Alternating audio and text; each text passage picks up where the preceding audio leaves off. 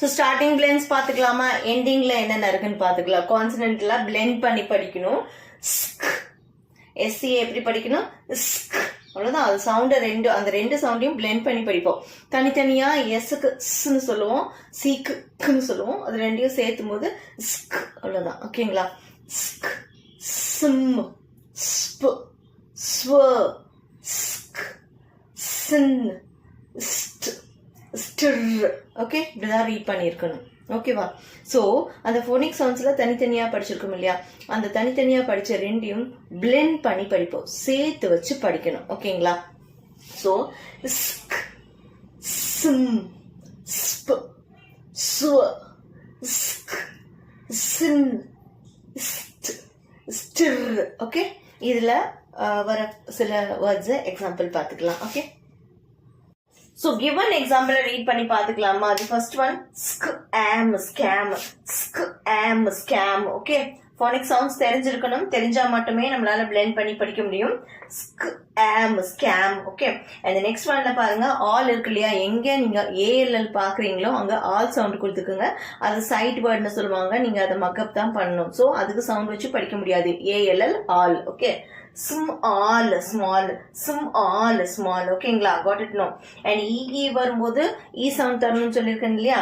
so next one sp தானே, sp eed speed, sp eed speed. okay, got it no. and next one sw e im swim, sw e im swim. okay, got it no. the next one க்கு போலாமா. sk e ip skip, sk e ip skip. okay, sin ip snip, sin ip snip. ஓகேவா.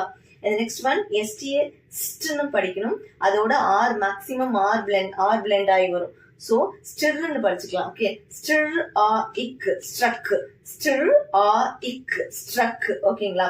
and the next one also stir eat street, stir eat street, stir eat street. here also stir ஆ இக் struck. ஓகேங்களா. So இப்படிதான் நீங்க பிரிச்சு படிச்சிருக்கணும். Okay, got it no. இதுல நீங்க ஏதாவது டவுட் இருந்தா நீங்க தாராளமா கேட்கலாம். சோ இது கான்சனன்ட் பிளெண்ட், அதனால உங்களுக்கு ஈஸியா தான் இருக்கும். உங்களுக்கு ஃபோனிக் சவுண்ட்ஸ் தெரிஞ்சிட்டாலே இந்த கான்சனன்ட்ஸை பிளெண்ட் பண்றது உங்களுக்கு ரொம்ப ஈஸியா இருக்கும். வவல்னு சொல்லும் போது தான் கொஞ்சம் டிஃபிகல்டிஸ் ஃபேஸ் பண்ணுவீங்க. ஆனா கான்சனன்ட்டை பிளெண்ட் பண்ணும்போது உங்களுக்கு அந்த டிஃபிகல்டிஸ் இருக்கவே இருக்காது. சோ எதனால உங்களுக்கு ஃபோனிக் சவுண்ட்ஸ் தெரிஞ்சிருந்தால் இந்த டிஃபிகல்டிஸ் இருக்காது. ஃபோனிக் சவுண்ட்ஸ் தெரியலன்னா அதுவுமே கஷ்டம் தான். ஸோ ஃபோனிக் சவுண்ட்ஸ் தரோ பண்ணுங்க. அடுத்த ஸ்டெப் ஸ்டார்டிங் பிளெண்ட்ஸ். அந்த ஸ்டார்டிங் பிளெண்ட்ஸை கான்சனன்ட்டை பிளெண்ட் பண்ணி படிக்கணும். கான்சனன்ட்டை பிளெண்ட் பண்ணி படிப்போம். ஓகேங்களா. ஒன்ஸ் எல்லாத்தையும் ரீட் பண்ணிக்கலாமா.